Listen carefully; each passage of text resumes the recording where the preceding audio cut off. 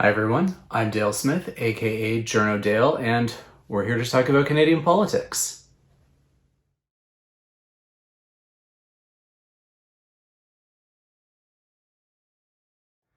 It is time to take your questions, and we've got a couple this week. First one is from Patricia, who asks, what were some of the differences between Mary Simon's opening statement during the speech from the throne versus those from Julie Payette?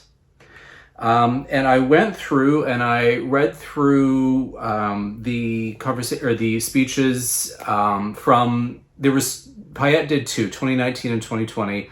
But most of the comments were in 2019. 2020 was pretty pro forma because it was a very rushed kind of affair, and a very pared down one because it was largely just the pandemic reset and they were trying to keep things as businesslike as possible.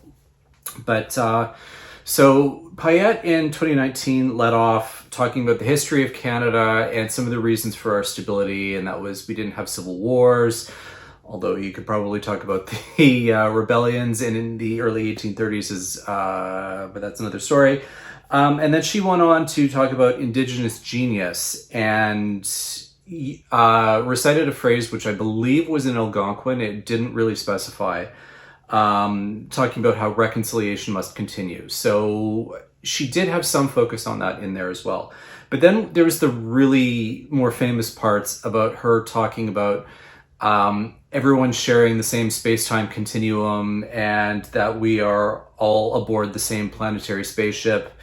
And that was all about trying to, make a thing about people needing to work together, how we shouldn't really have these same kind of boundaries and barriers, and how we should collaborate and all kind of work together for the common good. So that was kind of her language around that.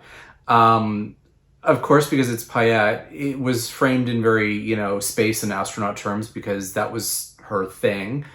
And if you ask the people at Rideau Hall who were bullied, apparently one of the things she used to do was quiz people on the makeup of the solar system and things like that. So this is kind of Payette being Payette.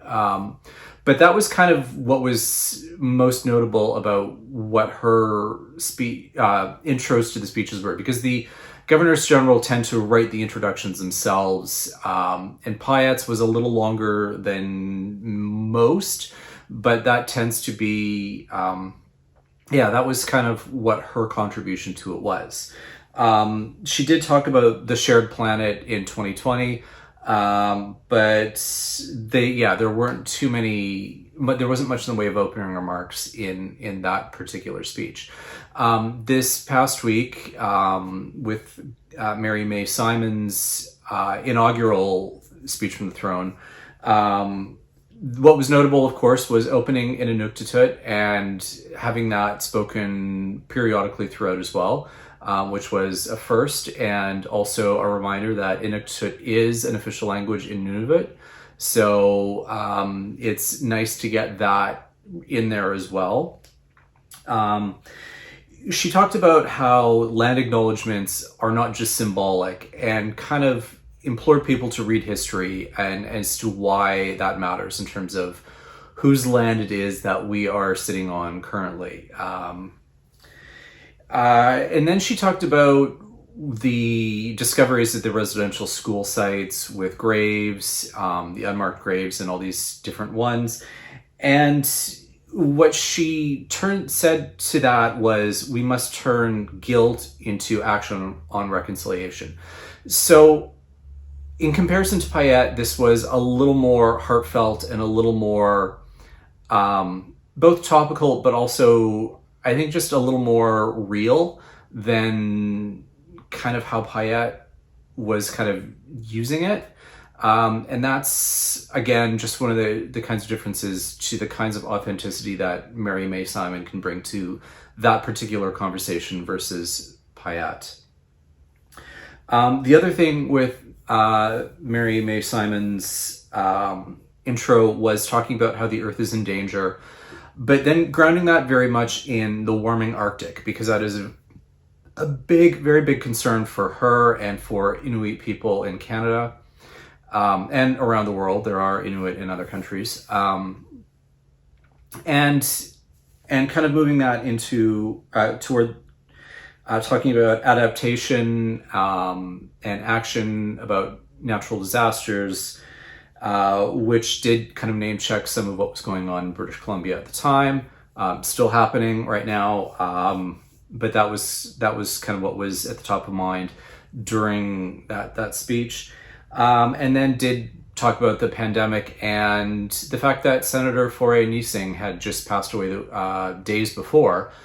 And that being a very much a raw subject, and her being in the Senate chamber to say that and to mention Senator Faure-Kneesing's name also just kind of brought that home for parliamentarians. And the other notable thing was throughout the speech, she would repeat the same phrase in English, in French, and in Inuktitut. So that was kind of how she kept that throughout the speech, and not just during the intro. It occurred throughout other parts of the speech as well. So those were some of the differences and some of what made the two very different in tone from one another. Our second question comes from Tina, who asks, what impact has pandemic spending had on inflation? And the short answer is it has created it, but the longer answer is that without it, we would have seen deflation. We did see deflation in the early months of the pandemic. And if you listen to former Bank of Canada Governor Stephen Poloz, he says the real danger with deflation is the way that it would have spiraled into a depression if it had been allowed to continue. Because you have businesses and governments who have fixed debt costs, and if with deflation, they can't service that because the amount of money they're able to take in continues to decrease and decrease. And then that would have spiraled into an economic depression, which they were very much trying to avoid. So that, creating some inflationary pressure was really in the minds of central bank governors and a lot of economists, is that it was the right thing to do because deflation was the bigger danger at the time. And the fact that we're seeing higher inflation now is more of a transitory nature than a structural one.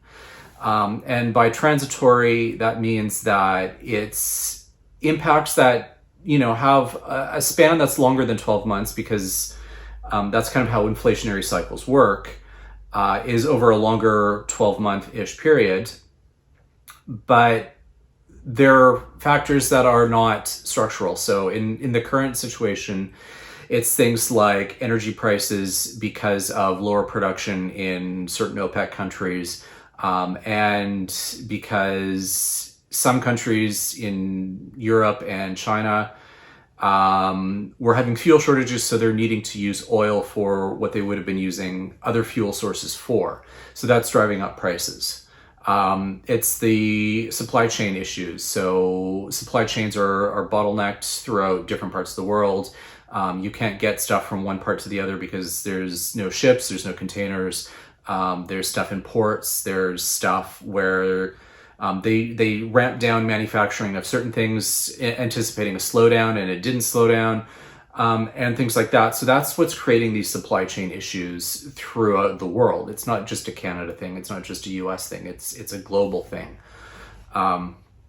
And so those are some of the factors that are making it transitory. Once those work themselves out, inflation's going to cool, probably back toward the target zone, which is between 1% and 3%. So there's this narrative going around that because the central bank employed quantitative easing, which they're calling printing money, but it's not really.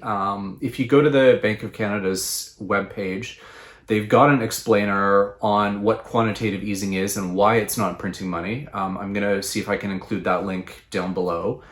But that's one of the reasons why people are saying, well, we have inflation because they were printing money.